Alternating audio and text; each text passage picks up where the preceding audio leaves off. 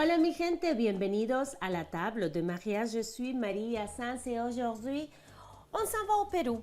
Parce que oui, parfois, j'ai comme des thématiques, je vais faire beaucoup de recettes vénézuéliennes, beaucoup de recettes mexicaines. Et pendant un moment, j'en faisais beaucoup de recettes péruviennes et c'est comme oublié. Donc là, j'ai renoué avec la gastronomie péruvienne et je suis toujours épatée. Je fais beaucoup de recherches avant chaque émission. Et la diversité des produits et la diversité d'influences également. Parce qu'au Pérou, on retrouve l'influence italienne énormément, l'influence japonaise, l'influence chinoise. Aujourd'hui, on va faire un mélange de toutes ces influences-là, mais avec ma touche, parce que je vais sortir des traditions, des pures traditions. Je vais adapter les recettes aux ingrédients que nous retrouvons ici facilement. Comme ça, vous, à la maison, vous pouvez reproduire les recettes sans aucun problème. C'est clair qu'ici à Montréal, on trouve presque tous les ingrédients, sauf des poissons, les poissons exotiques, les poissons péruviens. On ne le trouve pas ici. On va s'adapter, il n'y a pas de problème. Donc, en commençant notre émission, on va le faire avec un cocktail classique, mais que je vais changer à ma façon. Qu'est-ce que c'est le pisco sour? Donc, c'est le cocktail national péruvien, au Chili aussi, mais aujourd'hui, on se concentre sur le Pérou et j'ai un pisco péruvien. Donc, on y retrouve ici à la SAQ parfois plusieurs sortes de pisco, ça soit chilien, ça soit péruvien. Celui-là, je ne l'ai pas acheté, c'était un cadeau en fait. On a fait une partie ici à la maison et je l'ai reçu en cadeau. Donc, le pisco sour traditionnel, c'est simplement la Sainte Trinité, comme ils disent au Pérou. Donc, ce sont 3 ingrédients. Du jus de lime, blanc d'œuf, en fait, ils disent 3, mais c'est 4. Le sirop simple et angostura, et le pisco, évidemment. Aujourd'hui, moi, je vais faire un mélange d'agrumes. Pourquoi? Parce que, comme vous voyez, les ingrédients aussi, œufs, citron, orange et lime, on va les retrouver dans les autres recettes qu'on va faire aujourd'hui. Donc, on commence par faire le petit mélange à sec. Donc, quand on fait un shake dans une shaker sans glace, c'est une dry shake. Donc, c'est ça qu'on va faire pour commencer. J'ai les glaçons ici dans le verre pour qu'ils puissent refroidir, pour que notre préparation reste froide plus longtemps. Et c'est important que ce soit avec un verre avec un pied, parce qu'on va le tenir comme ça, pas comme ça, parce que la chaleur de notre main va venir chauffer le cocktail et c'est pas souhaitable. Donc, jus de lime, jus de citron. Donc, la recette traditionnelle, c'est 3 parts pisco, 1 part lime et 1 part le sirop simple. Ici, je ne suis pas la recette traditionnelle, je fais la mienne. Ok, voilà. Jus d'agrumes. Boum. Boum, boum, comme c'est beau. C'est joli, hein? Ok, parfait. Ma poubelle est trop loin. Bon, je vais la chercher tout à l'heure pendant la pause. Ensuite, on ajoute le pisco. Il y a une petite... c'est quoi ça, un méringouin? Qu'est-ce que ça fait un méringouin dans ma cuisine? On ajoute le pisco.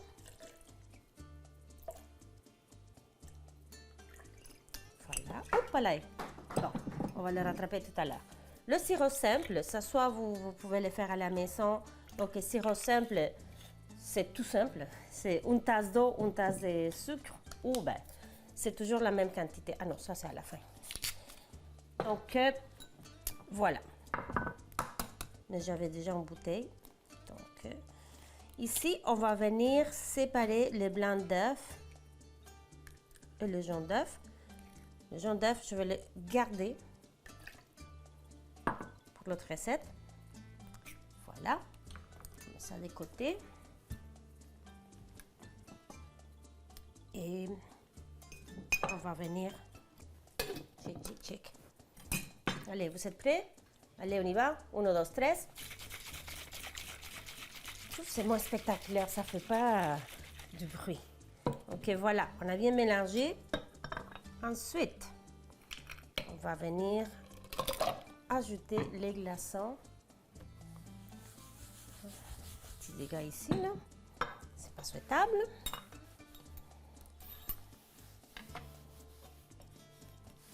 Voilà.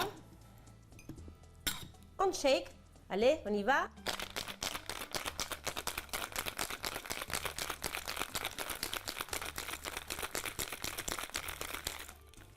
Voilà. Et on va venir verser. Pourquoi je mets mon petit chinois ici, la petite... c'est parce que je ne veux pas les petits... ici, il y a comme des mini glaçons qu'on ne voit pas, mais après, on va les goûter. Donc, c'est pour cela qu'on l'utilise. La passoire. Voilà.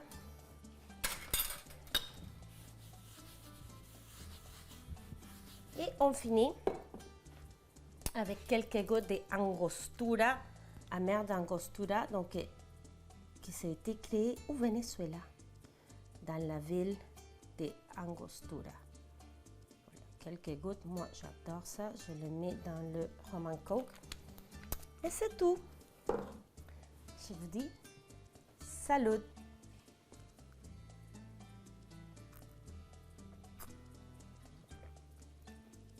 Ah oui! Oh! Wow! Belle découverte! J'adore! Petite pause et on revient avec notre émission thématique Pérou, mais avec une touche Nikkei à la table de Maria.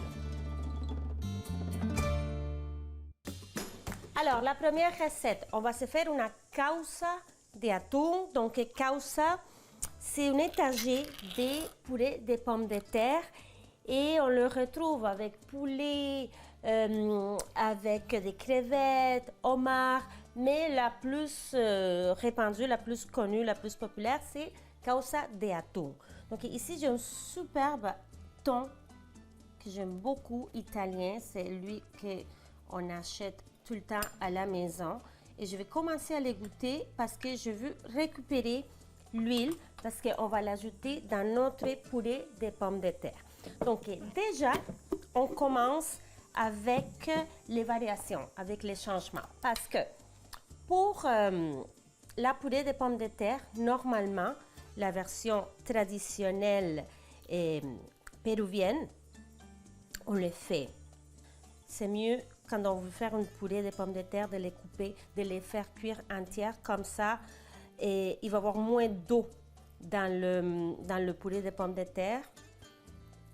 Et une autre chose, je ne veux pas trop jouer avec pour qu'il ne devienne pas trop élastique. Parce que je veux qu'il se tienne. Pourquoi? Parce qu'on va se faire un étage. Donc, patate chaude que je fais cuire. Idéalement, on le fait avec des pommes de terre jaunes. C'est ça qu'ils utilisent au Pérou. Là-bas, il y a énormément de variétés de pommes de terre. Nous en avons plusieurs, mais là-bas, tout ce qui est pommes de terre, maïs, les piments forts. Donc, en parlant de piments forts, donc la recette originale, on attend que les pommes de terre soient, que la purée de pommes de terre, parce qu'on fait la purée d'abord quand les pommes de terre sont encore chaudes ou tièdes. Et ensuite, quand c'est déjà froid, on ajoute du jus de lime et la pâte de ají amarillo. Donc, c'est un piment jaune, un peu épicé, qu'on y trouve à Montréal. Mais je sais, en région, on ne le trouve pas parce que là, je me suis promenée beaucoup cet été, mais je me promène beaucoup dans notre magnifique Québec. Et ce n'est pas facile à trouver. Donc, je me suis dit, on va faire la version 2025 avec des ingrédients qu'on trouve facilement. Donc, j'ai remplacé le jus de lime et la pâte de ají amarillo avec la moutarde Dijon. Donc, on va voir le petit côté un petit peu épicé et acide de l'ají amarillo. J'en ai 3, mais je pense que je vais en faire 2. Parce que c'est une préparation qu'on le voit en deux façons. Ça soit individuel, version avec une emporte-pièce, que c'est ça que je vais faire aujourd'hui, ou même en fait trois façons. En verrine. Donc des petites verrines, j'ai déjà faites pour le temps pour Noël et c'est super parce que chacun a sa petite verrine. Donc là, j'en ai trop. Puis je vais venir ajouter l'huile d'olive que j'ai récupérée de notre thon, donc on ne gaspille rien. Et on va tout simplement faire la purée des pommes de terre, qui sera la première étage de notre causa peruana. Que petite pause, le temps que je travaille ici les pommes de terre, petit ménage, et je vais aller chercher les autres ingrédients pour la deuxième partie de la causa. Donc voilà la purée de pommes de terre. Je la mets de côté, j'ai goûté, c'est vraiment délicieux. Ça ressemble énormément à la recette traditionnelle, donc je suis très contente. Voilà mon thon que j'ai égoutté. Je vais garder l'huile. Ok, on l'a déjà mis dans la purée de pommes de terre et ça a donné énormément de goût. Donc, voilà pour le thon. Ensuite, on va se faire la petite mayonnaise. Donc, j'ai le jaune d'œuf, comme mayonnaise, comme la marinade. Je vais ajouter quelques gouttes de l'huile d'anchois et on va mettre juste un petit morceau, pas trop, parce qu'après, on va aussi mettre un filet d'anchois comme décoration. Non, pas tout de suite, pas tout de suite. Je vais ajouter un petit peu de mayonnaise déjà achetée du commerce. Venir lier le tout. Et c'est tout simple. Tout simple. Je vais ajouter aussi une touche de Dijon. Je trouve que ça va super bien avec le thon. Voilà. Donc, c'est la petite mayonnaise. Pourquoi pas ajouter un peu de poivre.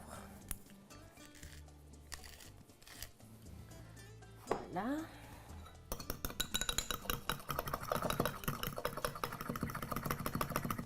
Excellent. Je l'ajoute. Le thon.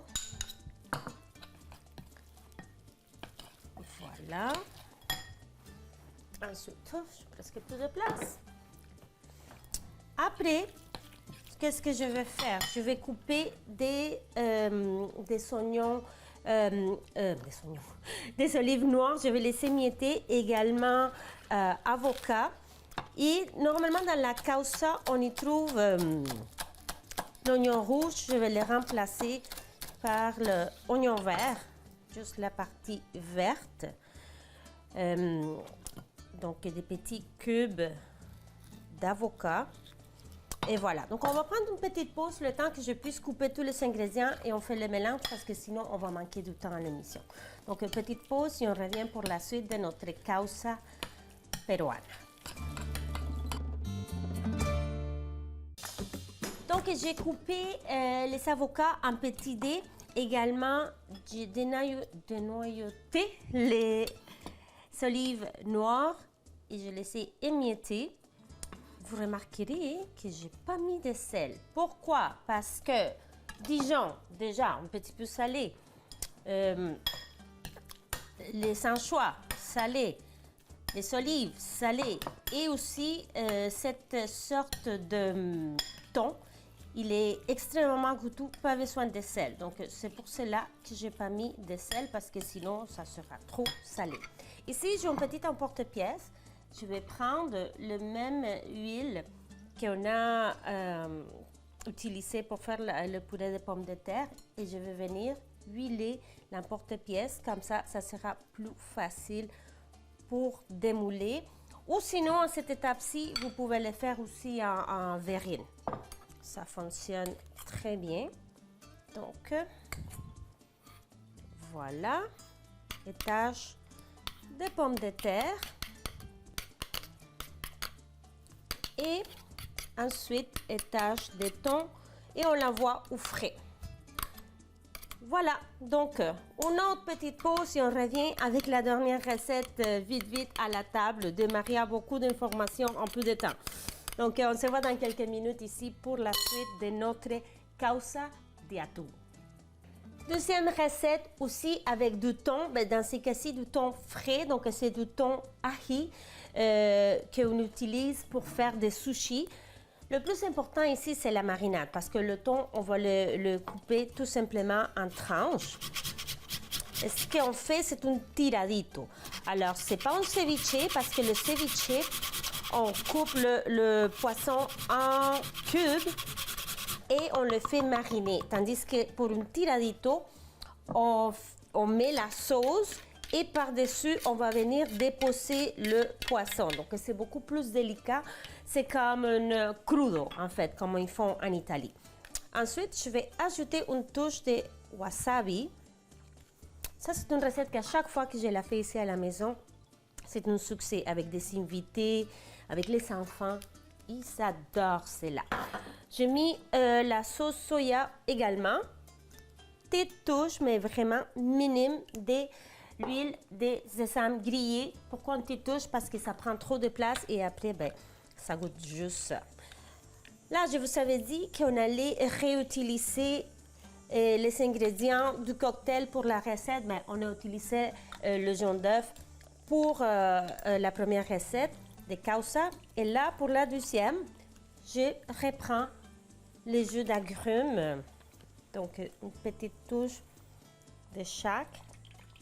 Donc, lime, citron, parce que j'ai plus de place. Et voilà. Donc, je vais venir mélanger tous les ingrédients. Pas besoin de mettre du sel parce que la sauce soya est salée. Et ben, il y en a aussi le, comment ça s'appelle, le wasabi. Ok, je vais goûter. Oh là là, oh, c'est trop bon. Donc, je le mets au fond de l'assiette. Voilà. J'ai aussi commencé à faire des petits, comment dire, lanières. Donc, voilà, j'ai rien inventé ici. Donc, on prend le concombre, tout simplement, comme si on venait le peler. Et on va venir décorer avec quelques tranches de concombre. Également, j'ai fait des tranches d'avocat. Et on va tout simplement déposer les tranches des thon dans la sauce et on le sert minute. Donc, il est presque congelé. Donc, ça coupe très facilement. Vous pouvez le faire plus mince, plus épaisse. Ici, nous laissons plus épaisse. Donc, voilà. Je vais couper des tranches et je vais tout déposer dans l'assiette avec, vous allez voir là, une petite décoration. Et voilà. Donc, je vais juste goûter avant.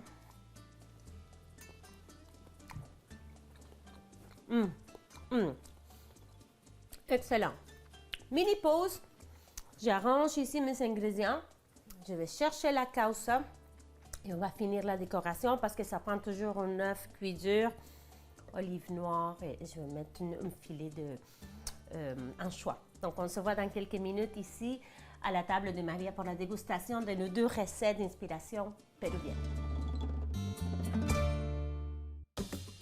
Donc voilà, je suis très fière de mes deux recettes aujourd'hui. Une un petit peu plus fancy, plus dispendieuse et l'autre très abordable, mais tout de même délicieuse. Donc la causa, à ma façon, j'ai fini la décoration avec un œuf cuit dur que je fais cuire pendant 8 minutes, très important. Et j'ai mis une olive noire, un filet d'anchois et une feuille de coriandre. Ici, les possibilités sont infinies pour la présentation, mais il faut que ça soit joli, mais le goût est pareil. Donc, j'ai décidé de faire, je ne sais pas, une œuvre d'art un peu abstraite. Et j'ai mis aussi quelques feuilles de coriandre. Donc, tiradito, c'est un plat d'inspiration japonaise parce que la culture japonaise est très présente dans la gastronomie péruvienne et ça s'appelle la cuisine Nikkei. Nikkei, donc ce sont des ingrédients péruviens utilisés avec des techniques japonaises. Et voilà, donc tiradito de plusieurs sortes de poissons. Et même les Japonais se sont inspirés un peu également de la gastronomie péruvienne, parce que si vous connaissez le dessert mochi, c'est fait avec la yuca. Donc ça, la yuca, c'est un produit péruvien, donc beaucoup d'échanges entre les deux cultures. Et mon pisco qui est vraiment délicieux, je suis très fière. Et donc on s'apprête, j'ai comme peur de défaire mes créations parce que c'est extrêmement joli. Et pourquoi l'œuf?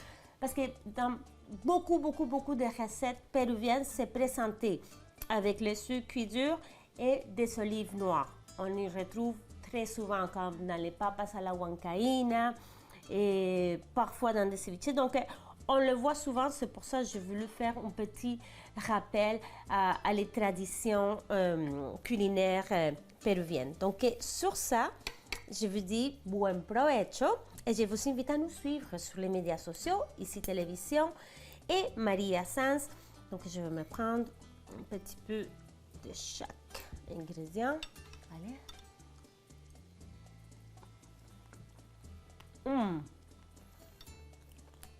C'est magnifique. C'est un plat qui se mange froid.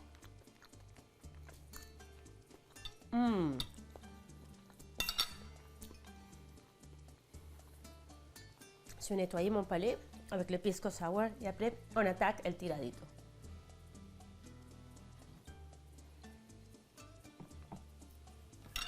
Allez, on y va.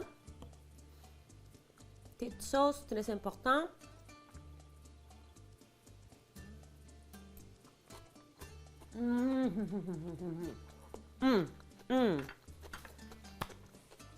Donc on se dit hasta la próxima.